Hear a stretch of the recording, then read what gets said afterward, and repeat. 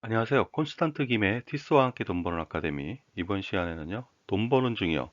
재산 분할과 위자료. 그럴 경우에 세금은 어떻게 되는지 알아보도록 하겠습니다. 이혼을 하게 된다면은 재산을 분할해야 됩니다. 그리고요, 위자료도 지급해야 됩니다. 재산을 분할한다는 것은요, 일단 그 부부 생활 동안에 쌍방의 협력으로 취득한 재산을 나눈다는 뜻이 되겠습니다. 따라서 어떤 일방이 재산의 소유권을 가지고 있다 하더라도 그 서로 이혼을 하는 경우에는 쌍방의 협력으로 취득한 재산이라고 판단되면 분할이 가능합니다. 예를 들어서 그러나 그 보험금이라든가 손해배상액이라든가 복권 당첨액을 뭐 배우자 일방이 받았다. 이런 경우에는 분할 대상이 아닐 수 있습니다. 하지만 퇴직금이라든가 퇴직연금은 대상이 될 수 있고요.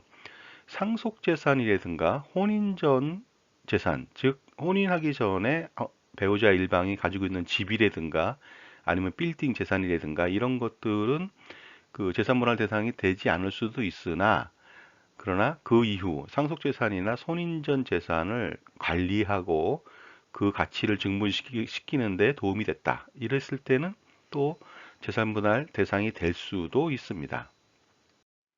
재산분할 시 관련된 세금은 어떤 것이 있는지 알아보도록 하겠습니다. 현금을 재산분할한다. 그럴 경우에는 증여세 등 세금은 발생하지 않습니다.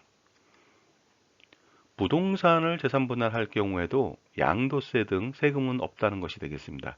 예를 들어서 남편의 부동산이에요. 근데 부인한테 그 부동산을 넘겨줬다 이거죠. 재산분할로. 그럴 경우에 양도했다고 보지 않고 원래 자기 자산을 찾아갔다. 이렇게 보는 것이 되겠습니다. 단, 받는 사람은 취득세를 내야 되는데요. 보통 증여는 4%잖아요. 근데 특별히 이런 경우에는 취득세는 1.5%만 부담하면 되겠습니다. 물론 지방교육세 0.3%하고 농특세 0.4%는 추가로 부담해야 됩니다.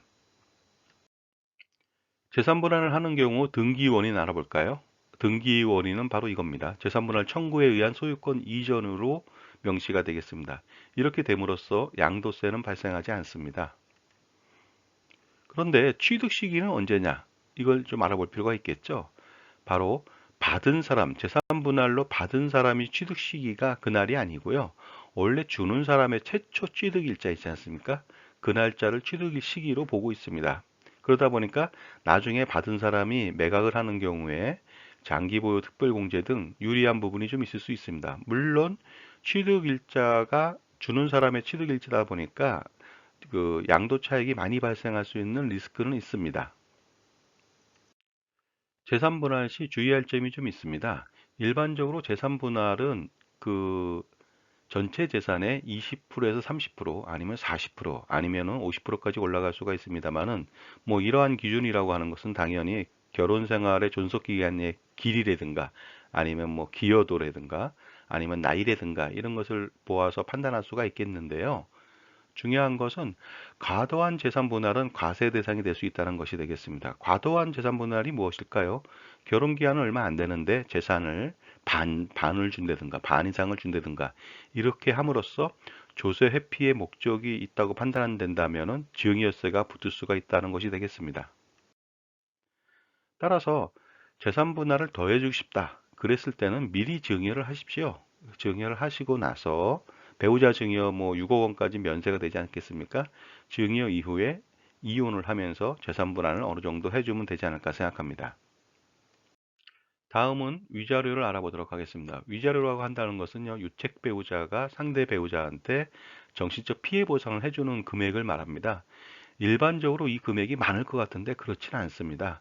보통 500만 원, 1000만 원, 2000만 원, 3000만 원, 많아야 5000만 원 정도고요. 일부 특이한 케이스로 2, 3억 원까지 간 경우는 있습니다만 대체적으로 금액이 좀 작습니다. 하지만 위자료를 지급할 때 세금은 또 발생할 수가 있습니다. 현금으로서 위자료를 준다. 그럴 때는요, 증여세 등 세금은 발생하지 않습니다만은 부동산을 주는 경우에는요, 부동산에 이전됐다. 부동산이 이전됐기 때문에 양도세를 부담해야 됩니다. 주는 사람이 부담해야 되겠죠? 받는 사람은 취득세를 3.5% 내야 되고요.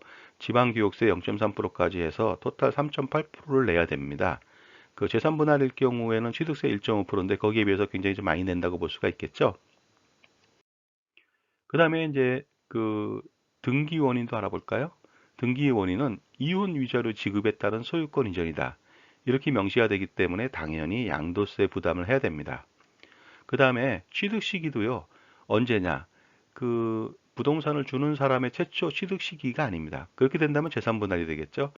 즉 위자료로 지급하는 경우에는 받는 사람의 취득일자가 바로 취득 시기가 되겠습니다. 따라서 장기 보유 특별공제를 기산할 경우에 분리할 수가 있습니다. 그렇게 함으로써 양도세 부담이 생길 수도 있고요. 단지 이제 취득하는 사람의 일자로 취득일자하고 취득가액을 선정하기 때문에 나중에 양도 차익은 상대적으로 좀 감소할 수가 있습니다. 이 점은 또 장점이 될 수가 있겠죠. 위자료를 지급할 때도 주의할 점이 좀 있습니다. 과도한 위자료는 과세 대상이 될 수가 있다는 것이 되겠습니다. 이로 인해서 그 조세 회피의 목적이 있을 수 있기 때문에 증여세를 부담할 수가 있습니다. 따라서 위자료를 더 주고 싶다면요, 이렇게 하십시오. 더 주고 싶다면요, 증여를 많이 한 다음에 이혼하면서 위자료를 추가로 주면 되겠습니다. 왜냐하면은 그 혼인 관계 중에 배우자한테는 6억 원까지는 증여세가 면제니까 6억 원 플러스 알파로 해서 재산을 더 많이 주시고 난 다음에 이혼하면 될 것 같습니다. 자, 지금까지 재산분할과 위자료에 대한 세금에 대해서 알아봤습니다. 감사합니다.